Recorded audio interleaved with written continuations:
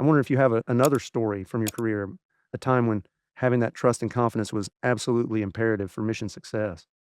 Yeah, so if you take the second lieutenant story, if you take Second Lieutenant Kaler and fast forward that, although fast forward took just under 39 years, but if you fast forward from that, and by the way, in hindsight, that was really fast forwarded. It's amazing how quickly that all passed. But my second lieutenant story is really about the foundations of nuclear deterrence. And the paradox of the nuclear age is really still with us. In order to deter the use of nuclear weapons, we have to be prepared to use them. And deterrence can't be based on a bluff. It has to be credible in the eyes of the adversary. It's got to be credible in the eyes of our own citizens. It's got to be credible in the eyes of our own leaders. And much of that credibility depends on human factors. So the men and women at the tip of the nuclear spear have to be ready to do their wartime jobs.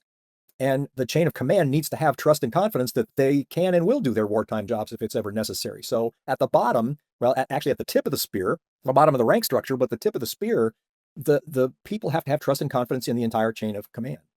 At the top of the command chain, but at the back end of the spear, those people need to understand and have trust and confidence that those orders will be carried out, and that the hardware capabilities are there, that the human beings are there to do it. Because, by the way, ultimately deterrence is based on human factors.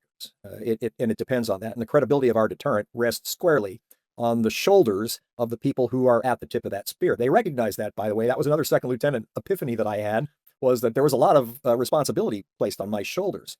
So what about that trust and confidence? Well, what we tell our young people is, look, there's always room for a question, but there's never room for a corrosive doubt about whether they Hmm. should have trust and confidence in their leaders or their motivations.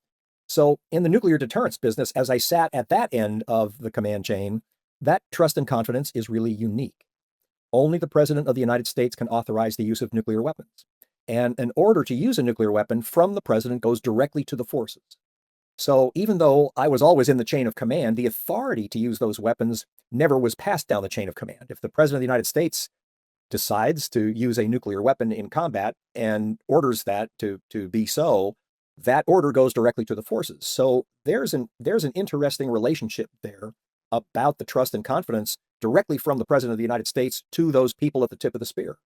And that resonates with you the higher up in the nuclear business that you get. That's why it's always important to make sure that those at the tip of the spear have trust and confidence in the command chain. But there's a unique factor that goes along with that when we are talking about nuclear deterrence and the consequences of failure. So it's that comes home to every commander of strategic command, every commander of strategic air command who preceded those commanders at strategic command, and it will stay that way, I believe, as long as we have and require nuclear weapons for deterrence.